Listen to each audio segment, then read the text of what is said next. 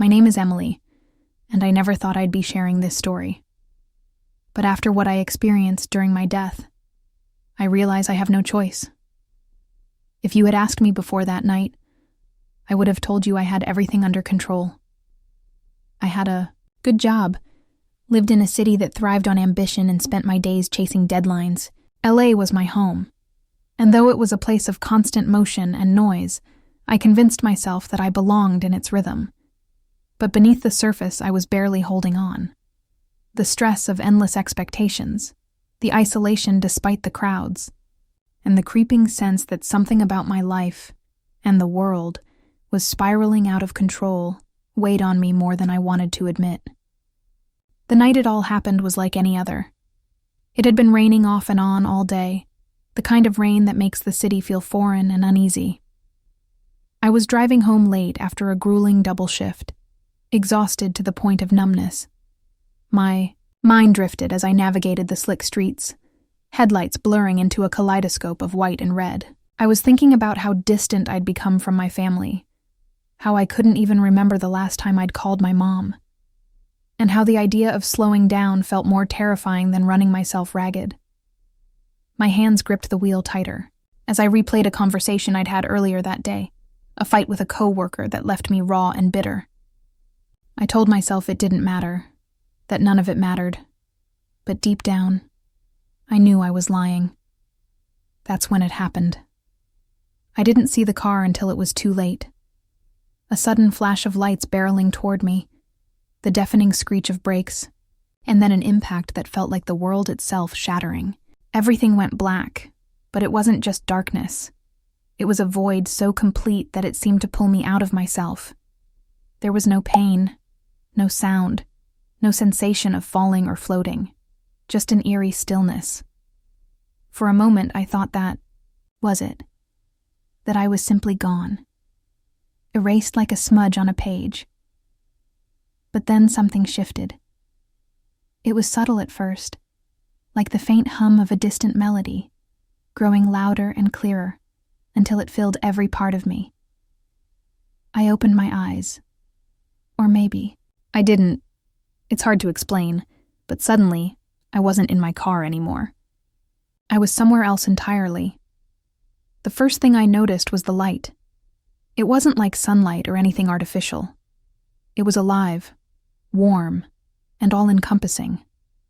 It didn't blind me, but seemed to seep into every part of me, erasing the fear and confusion I didn't even realize I'd been carrying. I felt weightless, as though I'd been unshackled from the heaviness of my body and the burdens of my life. The rain, the crash, the endless grind, they all felt so far away, like memories of another existence. I looked around, but there wasn't much to see, just an expanse of light that stretched in every direction.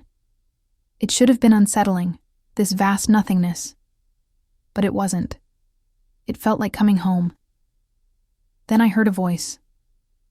It wasn't loud, but it resonated in a way that was impossible to ignore. It was gentle, yet commanding, like the sound of a river meeting the ocean. I turned, or at least I think I did, and there he was. At first I couldn't comprehend what I was seeing. His presence was overwhelming, radiating a love so pure and complete that it brought tears to my eyes. I didn't need to ask who he was. I knew. Every fiber of my being recognized him. It was Jesus, and standing before him, I felt more exposed and more understood than I ever had in my entire life. I couldn't speak. My thoughts were a tangle of awe, fear, and a strange, unshakable sense of comfort.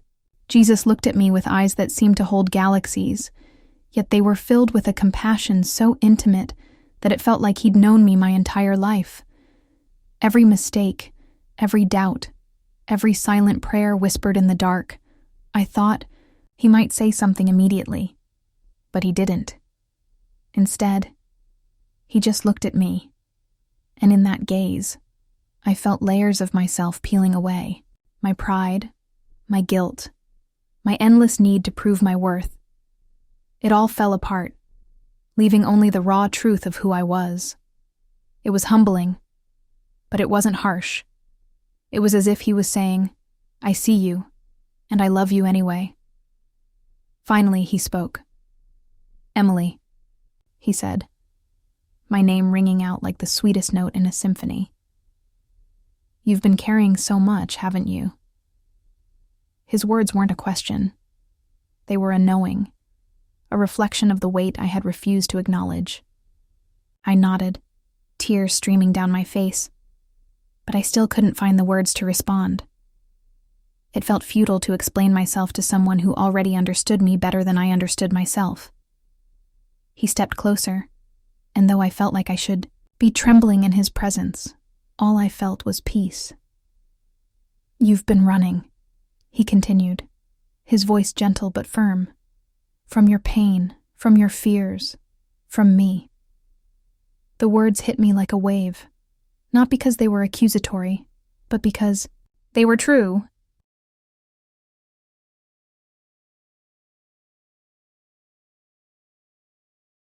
I thought of all the times I'd buried my doubts beneath work, drowned out my loneliness with distractions, and pushed away the quiet whispers of faith that had once been so alive in me.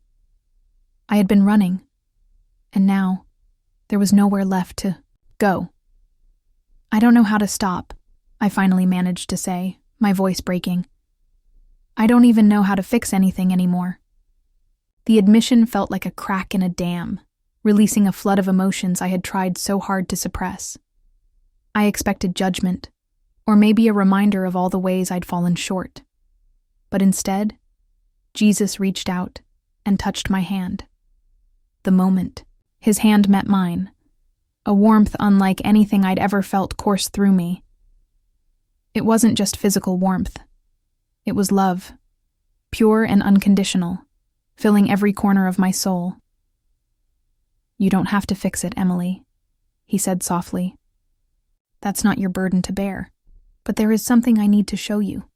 His tone shifted slightly, carrying an urgency that made my chest tighten. Before I could ask what he meant, the light around us began to change. It dimmed, and in its place, images started to form. At first they were hazy, like trying to see through a fogged window, but then they sharpened, and I realized I was looking at a city. It was LA, but not the LA I knew. The skyline was there, familiar and imposing, but the city was consumed by chaos. Flames licked at the edges of buildings, smoke curling into a sky that glowed an ominous red. The streets, usually bustling with life, were now a battlefield. People ran in every direction, their faces twisted in fear and anguish. I saw families clinging to one another, others screaming as they searched for loved ones. The sound of sirens and cries filled the air, but beneath it all was a deeper, more sinister hum, a kind of darkness that felt alive, pulsating like a heartbeat. I wanted to look away, but I couldn't. Jesus stood beside me, his expression heavy with sorrow. "Why is this happening?" I asked, my voice trembling. "Why is everything burning?" He didn't answer immediately. Instead, he gestured toward the scene, and as I looked closer, I began to see things I hadn't noticed before. The flames weren't just consuming buildings, they were feeding on something intangible. Greed, hatred, division, apathy. It was all there, swirling in the fire like fuel. I could feel it, this collective weight of humanity's choices, and it was unbearable. "This isn't just a fire," Jesus finally said, his voice tinged with sadness. "It's a reflection." I turned to him, confused. "A reflection of what?" I asked. His gaze met mine, and for the first time, I felt the gravity of his sorrow. "Of hearts that have turned away," he said. "Of a world that has chosen itself over love, over truth, over me." His words hung in the air, heavy and unyielding. I felt a lump rise in my throat as the full weight of what he was showing me began to sink in. "But it's not too late," he added, his voice softening. "That's why you're here." I stared at him, struggling to process his words. My mind was racing, torn between the devastation of what I'd just seen and the weight of what he was telling me. "Why me?" I finally asked, my voice cracking. "I'm nobody. I've made so many mistakes. How could I possibly do anything about this?" I gestured helplessly toward the burning city, my hand trembling. The enormity of it all felt suffocating. What could one person, especially someone as broken as me, do to make a difference in the face of such destruction? Jesus didn't answer right away. Instead, he turned back to the vision, and with a wave of his hand, the scene shifted. The flames receded, replaced by images of people, everyday people. A man helping an elderly neighbor carry groceries. A woman kneeling in prayer, her face radiant with faith. Children laughing as they played, their joy untainted by the darkness around them. The city wasn't perfect, but it was alive with hope and connection. The contrast was stark, and I felt a flicker of something I hadn't felt in a long time: hope. "It's not about being perfect, Emily," he said, turning to me. "It's about being willing. The world doesn't need another flawless person. It needs hearts that are open, hands that are ready, and voices that aren't afraid to speak truth." His words were like a balm to my soul, but they also ignited a deep fear. I thought of all the times I had stayed silent when I should have spoken, all the times I had chosen comfort over courage. The idea of stepping into the role he was describing felt impossible. "What if no one listens?" I asked, my voice barely above a whisper. The question felt fragile, like it might shatter under the weight of his response. He smiled gently, a sadness lingering in his eyes. "That's not your burden." I had spent my entire life trying to control everything, clinging to the illusion that if I just worked hard enough, planned carefully enough, I could shape my own destiny. Now, he was asking me to let that go. Before I could respond, the vision shifted again. This time, I saw myself. I was standing in the middle of a crowded street, my face pale and uncertain, but my voice steady. I was speaking to a group of people, their expressions a mix of skepticism and curiosity. I couldn't hear what I was saying, but I could see the impact it was having. Slowly, the crowd began to change.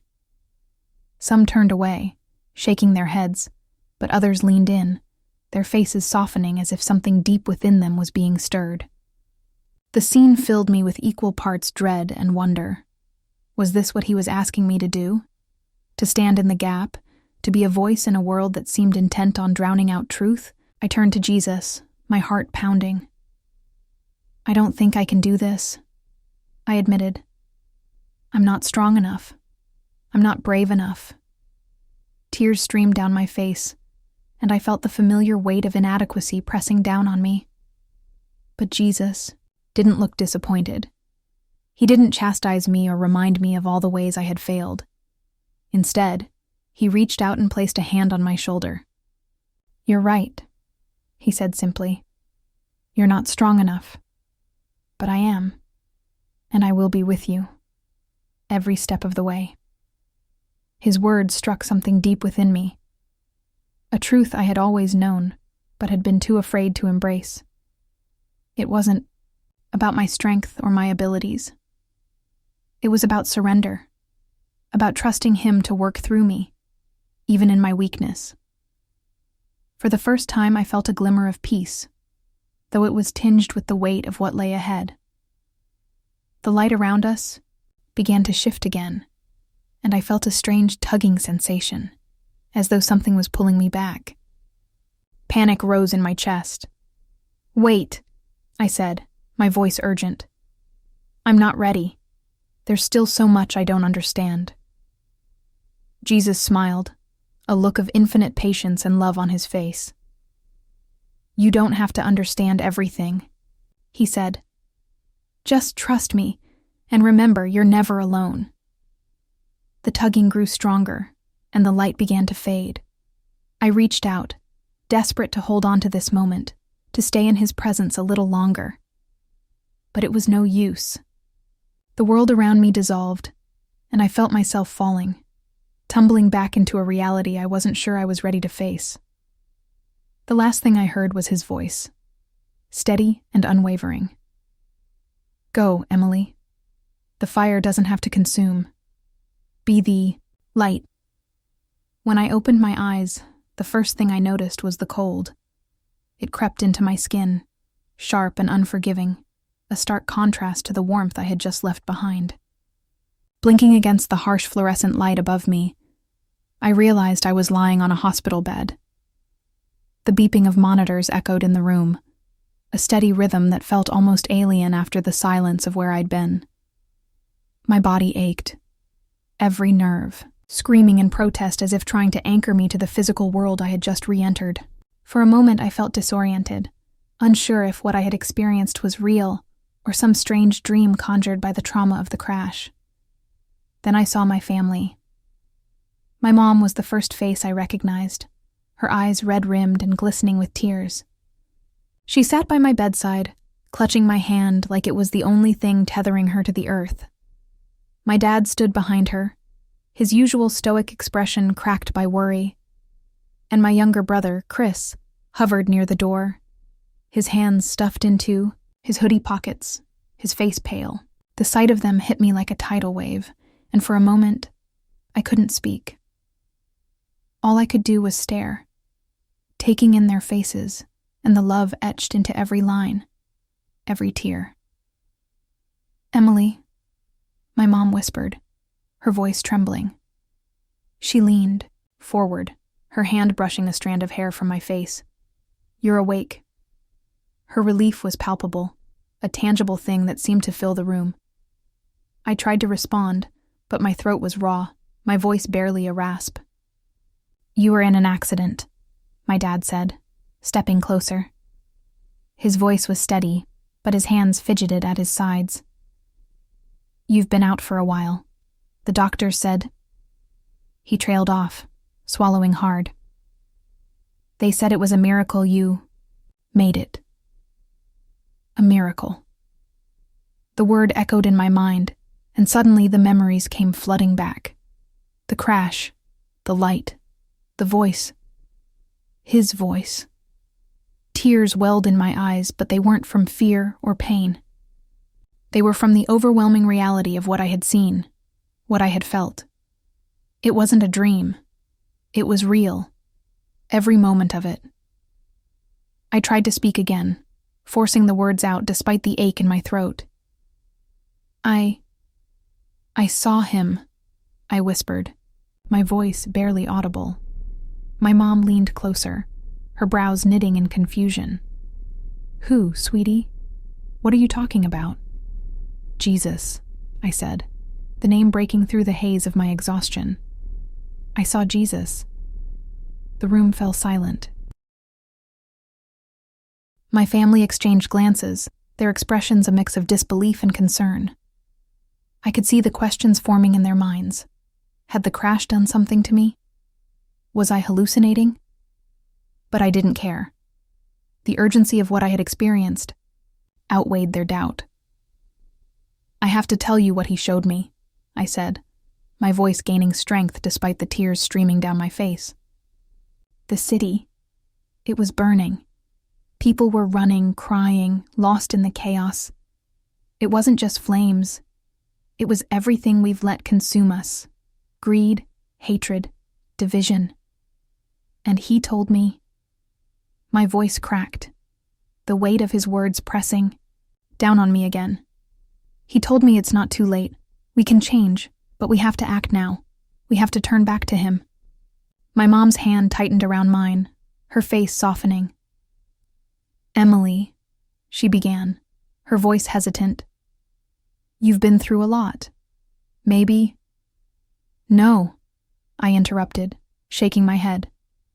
It wasn't just some vision or dream. It was real. I felt it. I know it. I looked at each of them in turn, willing them to understand. He didn't just show me the fire. He showed me what could happen if we choose love, if we choose him. It doesn't have to end in flames. For a moment, no one spoke. The air in the room was heavy, charged with an intensity that made it hard to breathe. Finally, Chris stepped forward, his eyes searching mine. "You really believe this, don't you?" he asked quietly. I nodded, fresh tears spilling over. "With everything in me." He nodded back, his expression unreadable, but there was something in his eyes, a flicker of something I hadn't seen in him for years.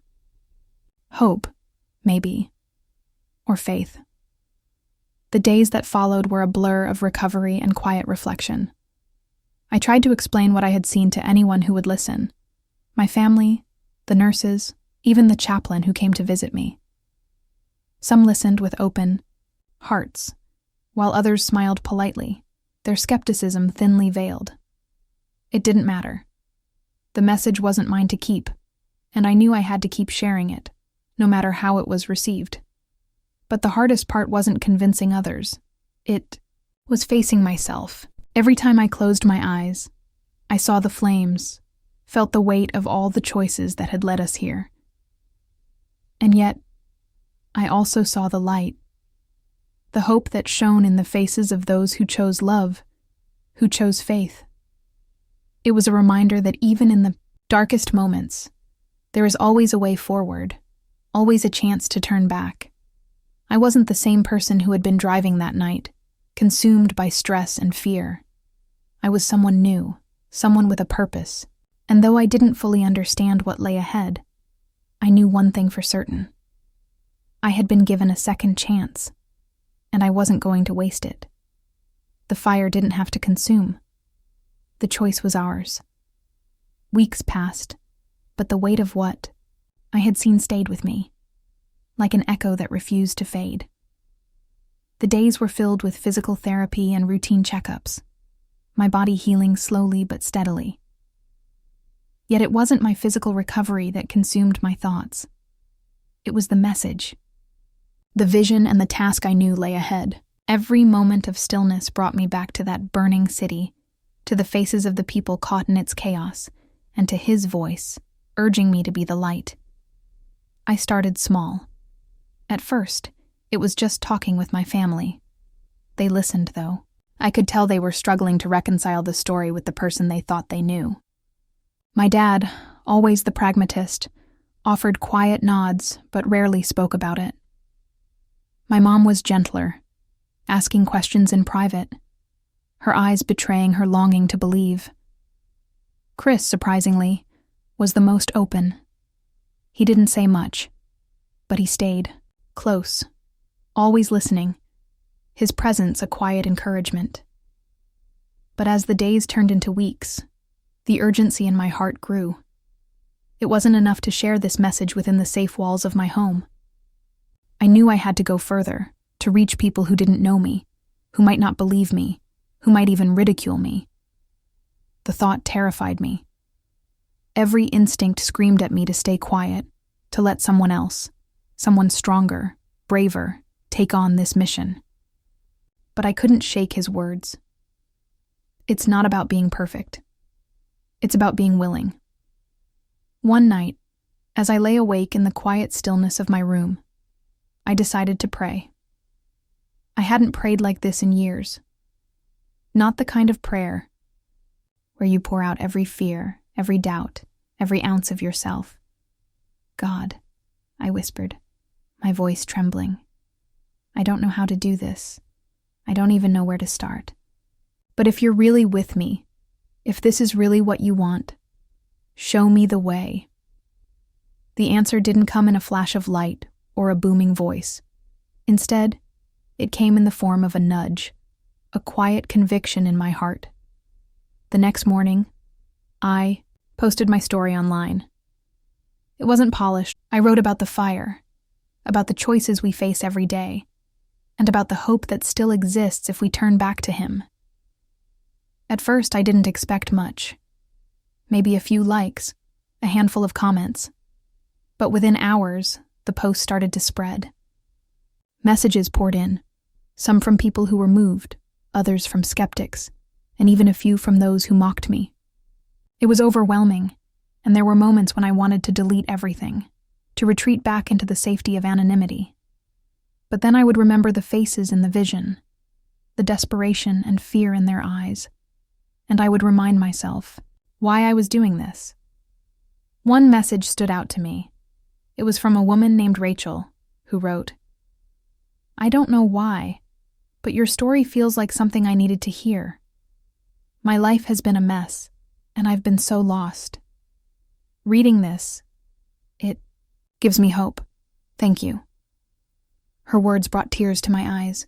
It was a reminder that even if just one person found light in the darkness because of my story, it was worth it. As the days went on, more people reached out. Some shared their own experiences, stories of near-death encounters or moments when they felt a divine presence guiding them. Others asked questions, hungry for answers I didn't always have. And some challenged me, their skepticism forcing me to confront my own doubts. But through it all, I felt his presence, steady and unyielding, reminding me that I wasn't alone.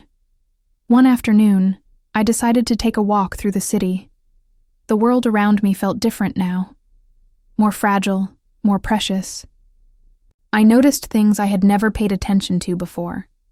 The way the sunlight filtered through the trees, the sound of children laughing in the park, the way strangers held doors open for each other.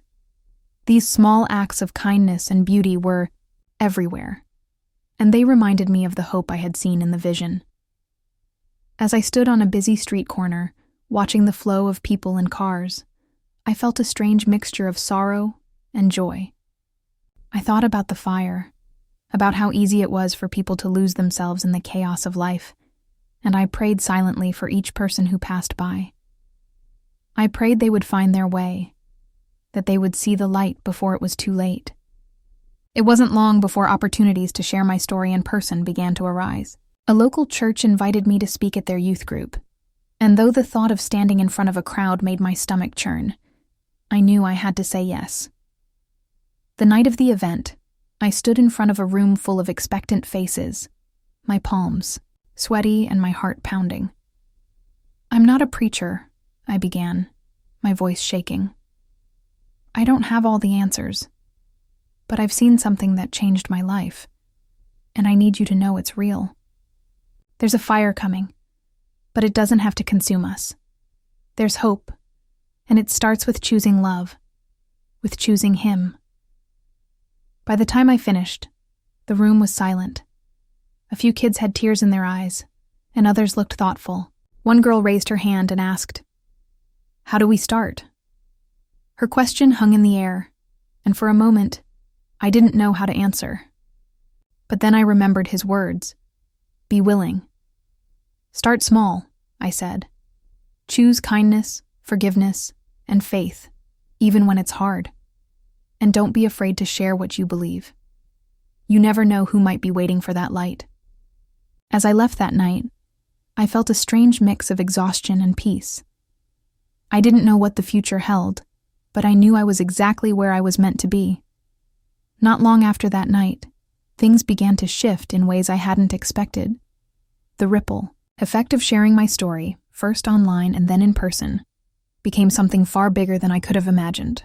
People from all over started reaching out, sharing how my words had touched them, how they felt called to make changes in their lives.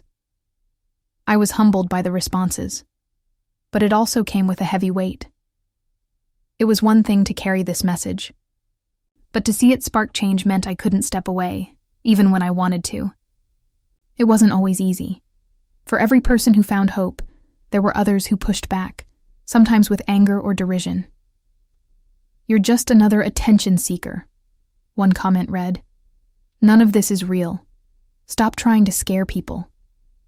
Others were more cutting, questioning my sanity or accusing me of making everything up for personal gain. At first, their words stung. I'd lie awake at night, replaying their doubts in my mind, wondering if I was strong enough to keep going. But then I'd remember what I had seen: the fire. the people crying out for help, and I'd remember his voice, steady and unwavering, telling me I wasn't alone. The doubt didn't disappear entirely. It lingered, a quiet shadow. But it no longer held the same power over me. Instead, I focused on the lives being touched, on the seeds of hope being planted. That was enough to keep me going. One day, I received an invitation to speak at a conference in Los Angeles.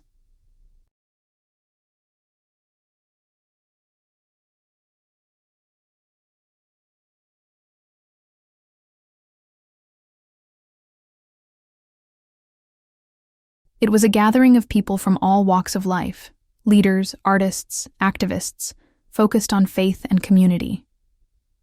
The idea of standing on such a large stage terrified me, but something about the invitation felt significant. LA, the very city I had seen burning in my vision. I couldn't ignore the connection, even if it sent a chill down my spine. When I arrived, the city was alive with its usual chaos. Bright lights, crowded streets, and the constant hum of activity. But beneath the surface, I could sense something deeper. A tension, a restlessness that mirrored what I had seen in my vision. It wasn't just the physical city. It was the people. Their hurried steps, their distracted gazes. Everyone seemed to be chasing something, yet so many looked lost.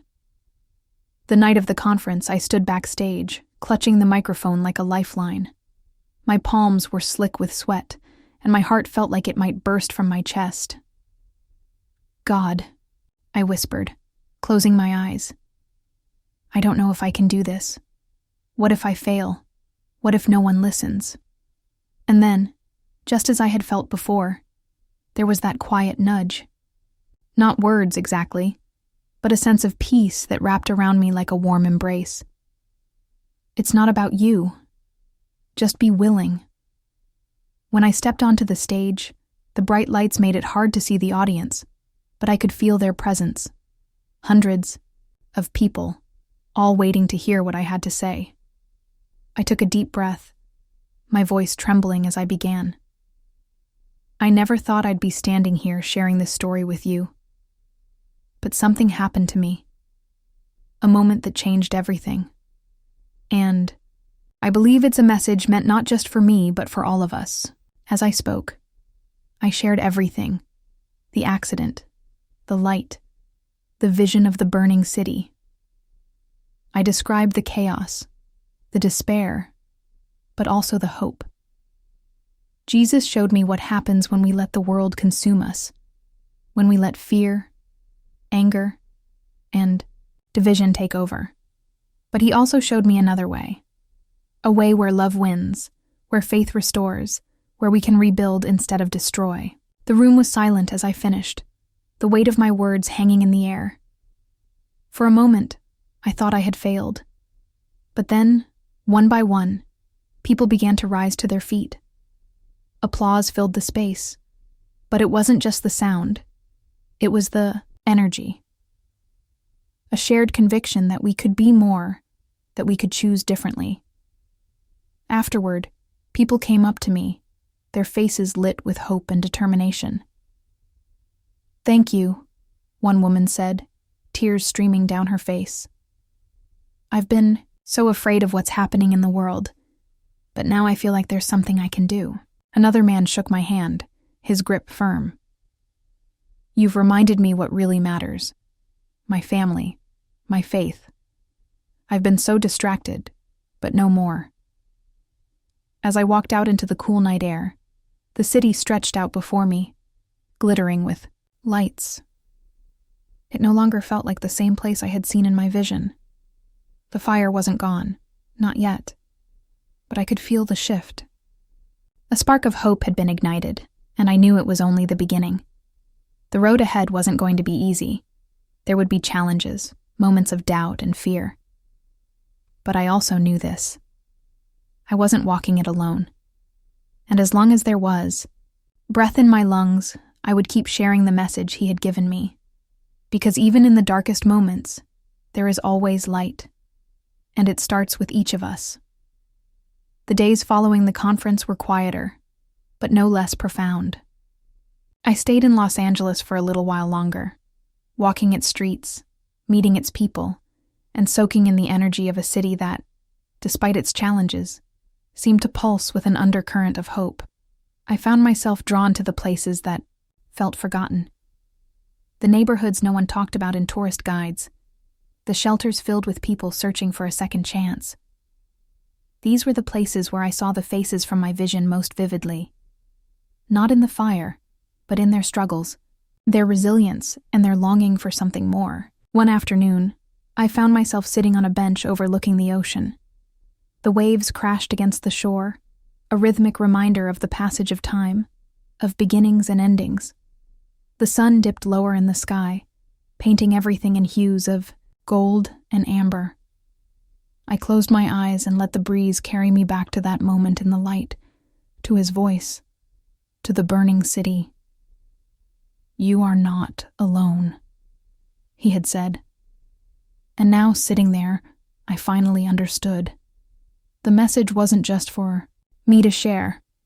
It was for me to live, to see the people around me, really see them, and to remind them that they weren't alone either.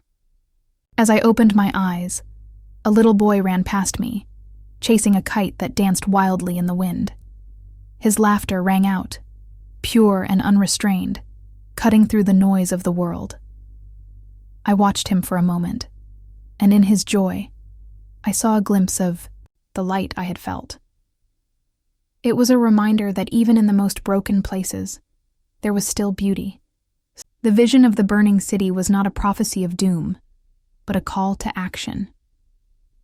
It wasn't just about avoiding destruction. It was about building something better, together. Every choice we made, every act of kindness or forgiveness, every moment of courage in the face of fear was a step toward that better world. When I returned home, life didn't magically get easier. There were still challenges, still days when doubt crept in, whispering that I wasn't enough, that the task was too big, that I was just one person. But those whispers no longer held power over me. I had seen the light, and I had seen the fire, and I knew that even the smallest spark of hope could illuminate the darkest night. I began to speak more often, not just at churches and conferences, but in everyday conversations. At coffee shops, on planes, even in line at the grocery store. The message wasn't always grand or dramatic. It was in the little things. A kind word, a listening ear, a reminder that we are all connected, all capable of choosing love over fear. The ripple effects were subtle but undeniable. A man who had been estranged from his family for years wrote to tell me he had reached out to his sister after hearing my story. A teenager who had been on the brink of despair found the courage to ask for help. A woman who had long felt invisible said she finally believed her life had meaning. Each story was a testament to the power of the light, to the truth that even in the midst of chaos, we are never truly alone. I don't know what the future holds. I don't know if the fire I saw will ever come to pass, or if the choices we make can change its course. But what I do know is this: the world is not beyond saving. Each of us carries a piece of the light within us, and when we choose to let it shine, even in the smallest ways, we push back the darkness. As I sit here now, writing these final words, I am filled with a quiet sense of peace. The journey is far from over, and there will be more challenges, more moments of doubt. But I am no longer afraid. I have seen the fire, yes, but more importantly, I have seen the light. And I know that no matter what lies ahead, the light will always be stronger. So I leave you with this. Be the light. In your home, in your community, in the world. Choose love, choose faith, choose hope. It starts with each of us, and together we can build something beautiful, something lasting, something that no fire can ever destroy. So, if this story has reached you, if you've felt even a flicker of recognition or a stirring in your heart, I ask one thing of you. Don't let it end here. Share it. Not because it's my story, but because it's all of ours. Take what you've felt, what you've seen through my words, and carry it into your own life. Choose kindness. Forgive someone you've been holding anger toward. Speak truth, even when it's hard. Be brave enough to see the light in others, even when it feels hidden. If this has moved you, if you believe there's still hope for us all, then help me spread it. Share this with someone who needs to hear it. Because together, our light is stronger.